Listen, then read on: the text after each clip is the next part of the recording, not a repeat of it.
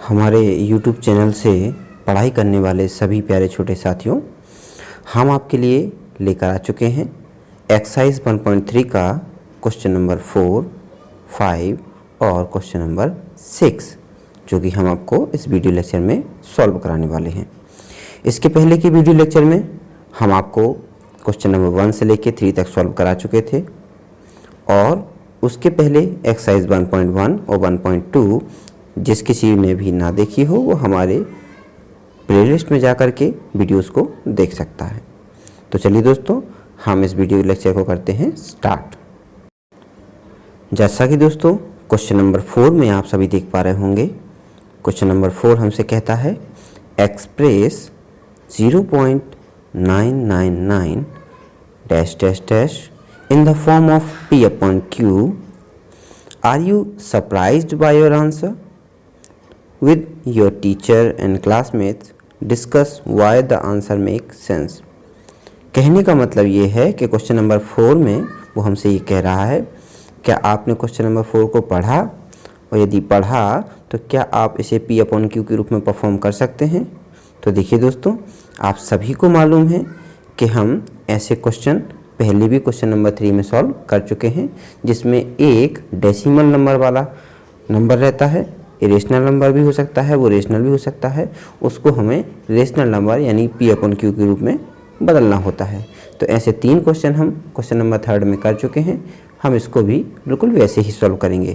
तो चलिए दोस्तों स्टार्ट करते हैं। इस टाइप के क्वेश्चन सॉल्व करने का तरीका बिल्कुल सेम है। सबसे पहले हम रिप्रेजेंटेशन करेंगे, लिखेंगे सॉल्व नंबर 4, फिर हम लिखेंगे गिवन नंबर, यानी कि जो भी इन्फॉर्मेशन हमें दी हुई होती है वो सबसे पहले हम नोट डाउन करते हैं।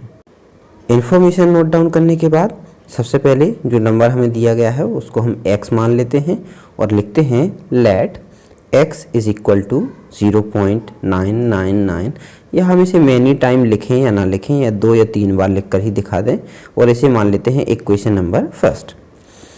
अब हमें क्या करना है, आपको पता है कि 0 के दाहिने तरफ जहां वो डेसिमल लगा हुआ है, डेसिमल के दाहिने तरफ देखते हैं कि राइट साइड कितने नंबर हैं। यहाँ हम देख पा रहे होंगे केवल एक नंबर है, यानी सिंगल डिजिट है 9।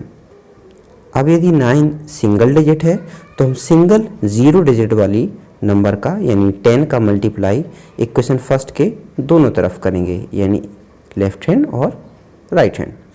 अब देखिए, जब हम 10 का x में करते हैं तो आता है 10x, और 0.999 का मल्टी हम 10 के साथ करते हैं तो आता है 9.999, जैसा कि इक्वेशन नंबर 2 में आप देख पा रहे होंगे। अब हमें इक्वेशन नंबर 2 से इक्वेशन नंबर फर्स्ट को क्या करना होता है, सब्ट्रैक्ट करना होता है। हमने यहाँ लिखा है subtracting equation number 1 from equation number 2। Subtract करने का तरीका, ऐड करने का तरीका, मल्टीप्लाई करने का तरीका और डिवाइड करने का तरीका यही है कि हम LHS से LHS को और RHS से RHS को सब्ट्रैक्ट करते हैं।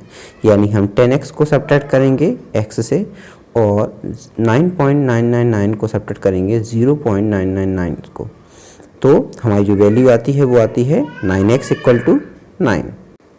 अब हम मल्टीप्लाई वाले नंबर को राइट तरफ ट्रांसफ़र करेंगे। तो आप जानते हैं 9 और x आपस में मल्टी के रिलेशन में थे, तो मल्टी वाली चीज़ जब उस तरफ भेजा करते हैं तो वो डिवाइड में जाती है, तो 9/9 इक्वल टू आ जाएगा 1। वो यही हमारी 0.999 डैश डैश डैश की वैल्यू आ जाती है 1। इस प्रकार हमने इसे P अपॉन Q के रूप में परफॉर्म कर दिया, जहाँ पर P भी 1 है और Q भी 1 है और दोनों इंटीजर हैं, पॉजिटिव इंटीजर हैं, और Q is not equal to 0। तो आशा करते हैं ये क्वेश्चन आपको समझ में आया होगा। अब हम चलते हैं क्वेश्चन नंबर 5 की ओर। क्वेश्चन नंबर 5 लिखा हुआ है what can the maximum number of digit be in the repeating block of digit in the decimal expansions of 1/17। यानी कि 1 में जब 17 का डिवाइड करेंगे तो डिवाइड करके हमें बताइए कि कितने नंबर हैं जो डिवाइड करने के बाद रिपीट होते हैं। Perform the division to check your answer, यानी कि पहले आप डिवीजन को परफॉर्म कीजिए, फिर आप आंसर भी चेक कीजिए। तो आप चाहें तो क्वेश्चन का स्क्रीनशॉट ले सकते हैं। चलते हैं इसके सॉल्यूशन की ओर। सॉल्यूशन में हमने लिखा है the maximum number of digit be in the repeating block of digit in the decimal expansion of 1/17 is 16।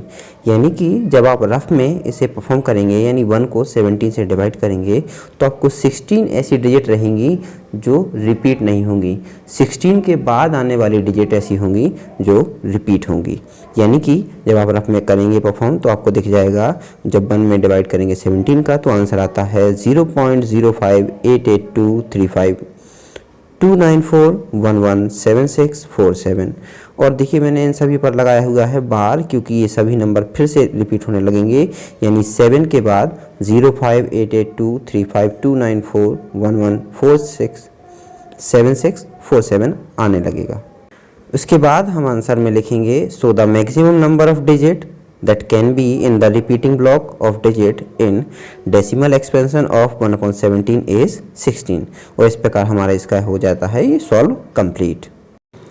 इसके बाद चलते हैं हम बहुत ही इंटरेस्टिंग क्वेश्चन नंबर 6 की ओर। क्वेश्चन नंबर 6 आप देख पा रहे होंगे लिखा हुआ है look at the several example of rational number in the form of p upon q where q is not equal to 0 where p and q are integers with no common factor other than 1 and having terminating decimal representations यानी expressions। Can you guess what properties Q must be satisfy। यानी वो ये कह रहा है कि नीचे कुछ एग्जाम्पल सेट किए गए हैं, उन एग्जाम्पल्स को आपको बताना है कि ये टर्मिनेटिंग डेसिमल एक्सपेंशन हैं और यदि हैं तो क्यों हैं। तो देखिए दोस्तों इसके लिए हमें एक कॉन्सेप्ट को समझना होगा। उस कॉन्सेप्ट के अंतर्गत हम ये समझेंगे कि टर्मिनेटिंग डेसिमल क्यों और किन्हें कहा जाता है। तो आइए देखते हैं।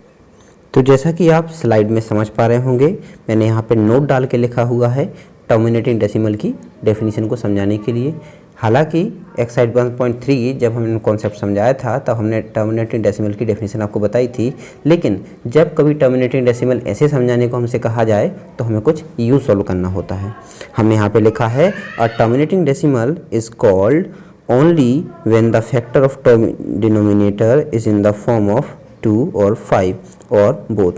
यानी कि एक टर्मिनेटिंग डेसिमल उसी को कह सकते हैं जिस किसी नंबर का डिनोमिनेटर, जिस किसी रेशनल नंबर का डिनोमिनेटर यदि हम फैक्टराइजेशन करें तो या तो वो केवल 2 के फैक्टर में डिवाइड हो या केवल 5 के फैक्टर में डिवाइड हो या 2 और 5 दोनों हो, लेकिन 2 और 5 के अलावा यदि कोई दूसरा फैक्टर उसमें ऐड होता है तो फिर वह टर्मिनेटिंग डेसिमल नहीं कहलाएगा। कुछ एग्जाम्पल के माध्यम से समझते हैं इसे। जैसे यहाँ पे लिखा हुआ है 7/8, यहाँ पे 8 को लिखा है मैंने 2 × 2 × 2। अब आप देख पा रहे होंगे इसके डिनोमिनेटर में केवल 2 के फैक्टर ही हैं, यानी ये टर्मिनेटिंग डेसिमल कहलाएगा। 13/3125 ये एग्जाम्पल आप देख पा रहे होंगे। इस एग्जाम्पल को आप समझिए। इसमें 3125 यानी 3150 को हमने जब फैक्टराइज किया तो पता चला कि 5 टाइम आता है, यानी 5 के अलावा कोई दूसरा कॉमन फैक्टर नहीं है, यानी ये भी एक टर्मिनेटिंग डेसिमल का ही एग्जाम्पल है। नेक्स्ट एग्जाम्पल आप देख पा रहे होंगे मैंने लिखा है 17/500, यानी 17 अपॉन में है 500, तो 500 को हम जब फैक्टराइज करेंगे तो लिख सकते हैं 5 × 100, 100 को लिख सकते हैं 10 × 10 और 10 × 10 को लिख सकते हैं 2 × 5 × 2 × 5। तो देखिए दोस्तों यहाँ पर आप देख पा रहे होंगे 2 टाइम है तो मैंने लिखा 2 की पावर 2 और 5 3 टाइम है तो हमने लिखा 5 की पावर 3। तो आप देख पा रहे होंगे कि 17 के अपॉन में जो डिनोमिनेटर है 500, उस 500 को हमने फैक्टराइज जब किया तो 2 के हमें 2 मल्टीपल मिले और 5 के 3 मल्टीपल मिले। तो क्या 2 और 5 के अलावा क्या हमें कोई और कॉमन फैक्टर मिला? नहीं मिला, तो ये भी एक टर्मिनेटिंग डेसिमल कहलाएगा। तो कंक्लूजन ये निकलता है कि यदि किसी रैशनल नंबर जो नेगेटिव हो या पॉजिटिव हो उसके डिनोमिनेटर में 2 या 5 या दोनों के अलावा कोई और फैक्टराइजेशन होता है तो फिर वो टर्मिनेटिंग डेसिमल नहीं है। आशा करते हैं आपको एग्जाम्पल के माध्यम से समझा पाए होंगे। अब चलते हैं आंसर की ओर। तो दोस्तों आशा करते हैं कि कुछ एग्जाम्पल के माध्यम से हम आपको समझा पाए हों कि टर्मिनेटिंग डेसिमल किसे कहते हैं। तो चलिए सॉल्यूशन की तरफ चलते हैं। क्वेश्चन नंबर 6 में पहला हमें जो क्वेश्चन दिया था वो दिया था 2/5। अब देखिए आप इसके डिनोमिनेटर में केवल 5 है, यानी जब हम डिवाइड करेंगे 2 से 5 को तो आएगा 0.4, यानी ये टर्मिनेटिंग डेसिमल है। 1/10, 10 में भी 2 × 5 होता है, यानी ये भी एक टर्मिनेटिंग डेसिमल है। 3/2 अकेला 2 है फैक्टर में, तो ये भी टर्मिनेटिंग डेसिमल है। और लास्टली लिखा हुआ है 7/8, यानी 8 में क्या होता है 2 × 2 × 2, यानी ओनली 2 के फैक्टर हैं, यानी ये भी एक क्या है टर्मिनेटिंग डेसिमल का ही एग्जाम्पल है। हमने फाइनल में लिखा हुआ है denominator of all the rational number are in the form of 2/2 to the power m into 5 to the power m where m and are integers। तो इन एग्जाम्पल्स को देखकर आप समझ ही गए होंगे कि अभी तक जितने भी एग्जाम्पल हमने दिए और क्वेश्चन नंबर 6 में जो हमें करने को दिए गए थे उन सभी के डिनोमिनेटर में या तो 2 के फैक्टर्स हैं या 5 के फैक्टर्स हैं या 2 और 5 दोनों के फैक्टर्स हैं। यदि 2 और 5 इन दोनों फैक्टर्स के अलावा कोई तीसरा फैक्टर नंबर का फैक्टर आता है तो फिर वह टर्मिनेटिंग डेसिमल नंबर नहीं कहलाते हैं। तो यहाँ पे जो कि हमने लास्ट में लिखा हुआ है 2 की पावर m इंटू m 5 की पावर m, यहाँ पर m और n क्या हैं इंटीजर्स हैं, जैसा कि आपने पिछले एग्जाम्पल्स में देखा होगा। जहाँ पर हमने एक एग्जाम्पल 17/500 के माध्यम से आपको बताया कि 500 के जब फैक्टराइजेशन करते हैं तो फैक्टराइजेशन में 2 × 2 यानी 2 की पावर 2 इंटू 5 × 5 × 5 यानी 5 की पावर 3 टाइम आता है। तो जहाँ पर ये पावर की टाइम आई है उन्हीं को m और n यानी इंटीजर्स कहते हैं। ठीक है दोस्तों, तो आशा करते हैं आपको क्वेश्चन नंबर 4, 5 और 6 अच्छी तरह से समझ में आए होंगे। यदि आपको हमारा वीडियो पसंद आता है तो हमारे वीडियो को लाइक कीजिए, सब्सक्राइब कीजिए और अपने दोस्तों के साथ शेयर कीजिए। फिर मिलते हैं एक नए वीडियो के साथ, तब तक के लिए धन्यवाद।